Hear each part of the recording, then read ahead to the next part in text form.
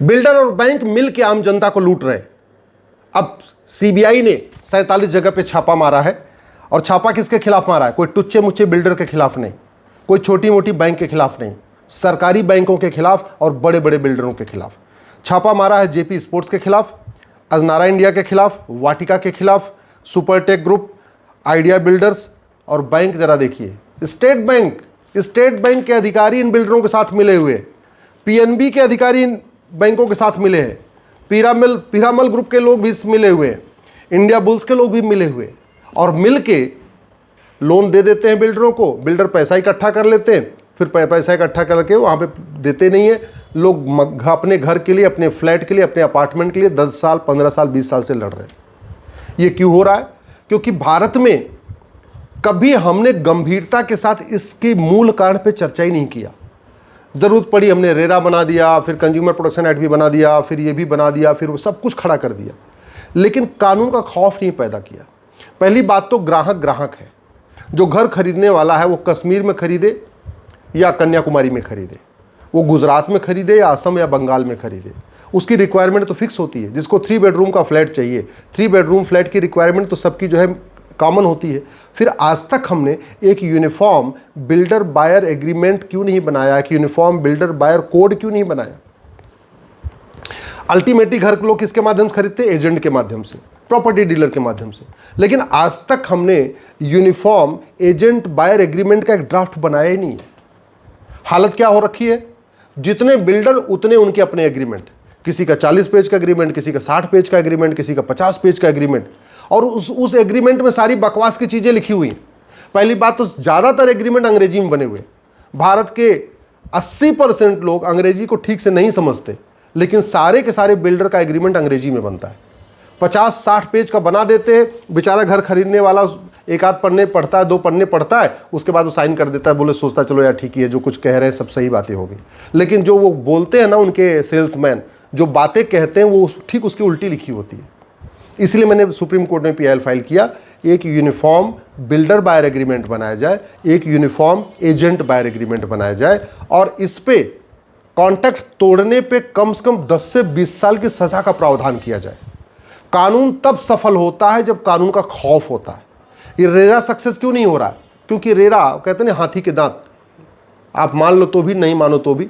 RERA बन गया है, बहुत सारे लोग जो है उसमें शामिल भी हो चुके हैं, लोग नौकरी भी कर रहे, संस्था भी बन गई, सब कुछ हो रहा है, लेकिन रेरा नोटिस भेजने के अलावा कुछ कर नहीं सकता।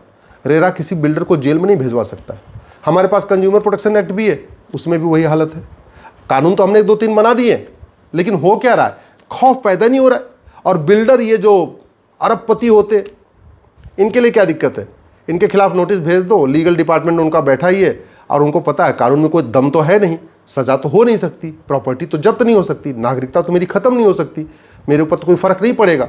तो वो क्या कर रहे हैं? प्रोजेक्ट लॉन्च कर रहे हैं, लोगों से एडवांस पैसा ले रहे हैं, 50% पैसा लेते हैं, 70% पैसा लेते हैं, प्रोजेक्ट को ठंडे बस्ते में डाल देते हैं। उसी पैसे से कहीं और जाके जमीन ले लेते हैं, फिर प्रोजेक्ट लॉन्च करते हैं, एक के बाद दो, दो के बाद तीन, तीन के बाद 4 प्रोजेक्ट लॉन्च करते चले जाते हैं, कंप्लीट कोई नहीं करते। और जो बायर है, जो बेचारा खरीदार है, वो धरना करता है, प्रदर्शन करता है, सांसद के पास जाता है, विधायक के पास जाता है, पुलिस के पास जाता है, और सब हाथ खड़े कर देते हैं। मैं तो दिल्ली एनसीआर में देख रहा हूँ, मेरे पास सैकड़ों लोग आ चुके, सैकड़ों लोग जो दिल्ली एनसीआर के, मतलब गाजियाबाद, नोएडा, फरीदाबाद, गुड़गांव, सोनीपत, पानीपत, मेरठ आसपास के बिल्डरों से जो परेशान है।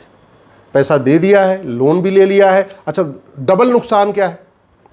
बेचारे लोन लेके बिल्डर को पैसा दे दिए, बिल्डर ने घर दिया नहीं, ईएमआई शुरू हो गई। पहले किराए के मकान में रह रहे थे, वो किराया तो जा ही रहा है, ऊपर से ईएमआई और शुरू हो गई। किसी की 40,000 ईएमआई शुरू हो गई, किसी की 50,000 ईएमआई शुरू हो गई। 15-20 हज़ार रुपये का किराए में मकान ले रहे थे, 40,000 ईएमआई और शुरू हो गई। पता चला पूरा का पूरा वेतन किराया देने में और ईएमआई में चला जा रहा है। उनके घर बच्चों को पढ़ाने के लिए पैसा नहीं बच रहा है। और ये क्यों चल रहा है? क्योंकि संसद में कभी इस मुद्दे पर गंभीरता के साथ चर्चा नहीं हुई। और क्यों नहीं हुई? क्योंकि ये बिल्डर पॉलिटिकल पार्टियों को चंदा देते हैं। ये जो बिल्डर लॉबी है, ये सांसदों को उठा के पैसा दे रहे हैं। आखिर क्या कारण है? इतने लोग परेशान हैं, और केवल दिल्ली एनसीआर के नहीं, बेंगलोर के बायर भी परेशान है। एक केस तो बेंगलोर के डीएलएफ का आया हुआ। सोचिए, डीएलएफ कितना बड़ा बिल्डर है, वो भी जो एग्रीमेंट में लिखा था वो पूरा नहीं कर रहा है। ऐसे बेंगलोर के एक और भी केस है, ग्रीन करके। वो ग्रीन भी, ग्रीन कहने को ग्रीन है, लेकिन सब कुछ वहां रेड चल रहा है, लिफ्ट तक लगा के नहीं दिया, एनसीडीआरसी में उसका केस चल रहा है। और इनको खौफ, इनको फर्क क्या नहीं पड़ता है, क्योंकि ठीक है भैया 2-4 करोड़ रुपए वकीलों को देते रहेंगे, केस को झुला के रखेंगे, लटकाते रहेंगे, फर्क ही नहीं पड़ता। जुडिशियल चार्टर है नहीं कि बिल्डर बायर का जो केस आएगा आपको 6 महीने के अंदर डिसाइड करना, साल भर के अंदर डिसाइड करना। स्टेजेज इतनी है कि पहले आप डिस्ट्रिक्ट फोरम में जाओ, डिस्ट्रिक्ट फोरम के मुकदमे के बाद स्टेट फोरम में जाओ, स्टेट फोरम से मुकदमे से अगर आप जीत भी जाओ फिर आप दिल्ली आ जाओ, एनसीडीआरसी आ जाओ। इतनी स्टेजेज बनी हुई हैं, तो उनके ऊपर कोई खौफ नहीं है। जब 100 करोड़ लूट लिया, 500 करोड़ लूट लिया, तो 5 करोड़ रुपए वकीलों पे खर्च कर दिया, लीगल केस में खर्च कर दिया, तो क्या फ़र्क पड़ता है। इसलिए मैं सरकार से निवेदन कर रहा हूँ, सबसे पहले यूनिफॉर्म बिल्डर बायर एग्रीमेंट बनाइए, और ये बिल्डर बायर एग्रीमेंट 2 भाषाओं में होना चाहिए, कम से कम 2 भाषाओं में। जहाँ पे यूपी है, चलो ठीक है अंग्रेजी बना रहे हो, लेकिन हिंदी भी तो बनाओ। तमिलनाडु है, अंग्रेजी बना रहे हो तो तमिल में भी बनाओ। केरल है, आप अंग्रेजी में बना रहे हो तो मलयाली भी तो बनाओ, क्योंकि ज़्यादातर लोग तो अपनी लोकल भाषा समझते हैं, अपने अपने स्टेट की भाषा समझते हैं, और स्टेट की भाषा में कोई बिल्डर बायर एग्रीमेंट ही नहीं। सेम वही एजेंट बायर एग्रीमेंट का है, लोकल भाषा में कोई उनका एग्रीमेंट ही नहीं होता, सारा का सारा अंग्रेजी में हो जाता है। और दूसरा, वो एग्रीमेंट टूट गया तो उस एग्रीमेंट का लेने में जितने के एग्रीमेंट टूटा उससे ज़्यादा पैसा खर्च करना पड़ता है। कई बार मैं ऐसे देख रहा हूँ, एजेंट पैसा लिया, चीटिंग किया, ये किया, वो किया, और उसके बाद वो एजेंट से लड़ें क्या? कैसे लड़ें? कुछ नहीं लड़ सकते। बेचारे अकेले आदमी सोचते हैं यार क्या करूँ, नौकरी करूँ या एजेंट से लड़ूँ, नौकरी करूँ या बिल्डर से लड़ूँ, क्या करूँ। इतना बड़ा शोषण हो रहा है हमारे देश में कंज्यूमर्स का, खासतौर पे घर खरीदारों का। और जो एग्रीमेंट में जो काम की बात होती है वो तो लिखते ही नहीं है। 50 पेज का एग्रीमेंट होगा, लेकिन उसमें कहीं ये नहीं लिखा होगा कि सीमेंट बालू का रेशियो क्या होगा। 50 पेज का एग्रीमेंट होगा, कभी ये नहीं लिखा होगा कि सरिया किस कंपनी की होगी, उसका क्या गेज होगा, और पिलर में कितनी सरिया होगी एक एक पिलर में।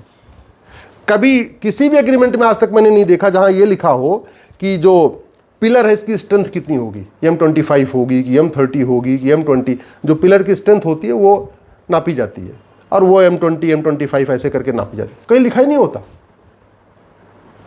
एग्रीमेंट में, कहीं साफ साफ लिखा ही नहीं होता कि फाइनल मकान में जो छत है उसकी फर्श की हाइट क्या होगी। लिखेंगे 11 फीट, पता चला 10 फीट निकलेगी, बाद में फाइनली जाके 10 फीट निकलती है। जब उसमें सीलिंग विलिंग कर लिया, फॉल सीलिंग करा लिया, पता चला 10 फीट हो गई। तो इस तरीके से एक एक चीज़ पे चीटिंग हो रही है।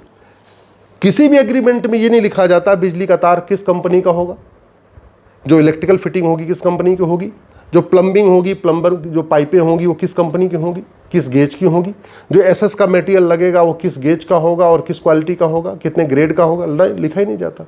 तो घर में जो चीज़ें लगती हैं उसमें से कोई भी चीज़ एग्रीमेंट में नहीं लिखी जाती, और 50 पेज का एग्रीमेंट बन जाता था। नतीजा क्या हुआ, मकान ले भी लिया, घर ले भी लिया, पता चला सीपेज शुरू हो गई, लीकेज शुरू हो गई, और समस्या शुरू हो गई। एग्रीमेंट में कुछ लिखा ही नहीं है, तो आप उस एग्रीमेंट को लेकर कंज्यूमर फोरम में भी नहीं जा सकते, क्योंकि वहाँ तो कुछ लिखा ही नहीं है। ये जो आम जनता के साथ लूट हो रही है, उस लूट का मूल कारण है घटिया कानून। हमने कानून बना दिया, कंज्यूमर प्रोटेक्शन एक्ट भी बना दिया, हमने रेरा भी बना दिया, हमने ये सब कर दिया है, लेकिन सारे के सारे टीथलेस हैं। किसी में 10 से 20 साल की सज़ा का प्रावधान नहीं है। अगर हम आज एक कानून बना दें कि जो बिल्डर चीटिंग करेगा, जो एजेंट चीटिंग करेगा, उस चीटिंग करने वाले को 10 से 20 साल की सज़ा होगी।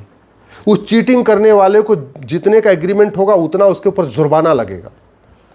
अगर और उसने मल्टीपल चीटिंग किया, अगर कई लोगों के साथ चीटिंग किया, तो उसकी 100% प्रॉपर्टी जब्त होगी, उसकी नागरिकता खत्म होगी और उसको आजीवन कारावास होगा। अगर ऐसा कानून बनाए तो कानून का खौफ पैदा होगा, आम जनता का भला होगा, ग्राहकों का भला होगा, उनको ठीक से मकान मिल पाएगा, उनकी गाढ़ी कमाई के जो बेचारे जमा करते हैं उसका कम से कम उनको उसके बदले उनको फ्लैट मिल जाएगा, अपार्टमेंट मिल जाएगा। नहीं तो ये लूट चलती रहेगी। और ये जो लूट चल रही है, ये जो बिल्डर लूट रहे हैं, ये जो एजेंट लूट रहे हैं, ये जो प्रॉपर्टी डीलर लूट रहे हैं आम जनता को, इसके लिए और कोई नहीं, इसके लिए सरकार जिम्मेदार है, सांसद जिम्मेदार है और सुप्रीम कोर्ट भी जिम्मेदार है।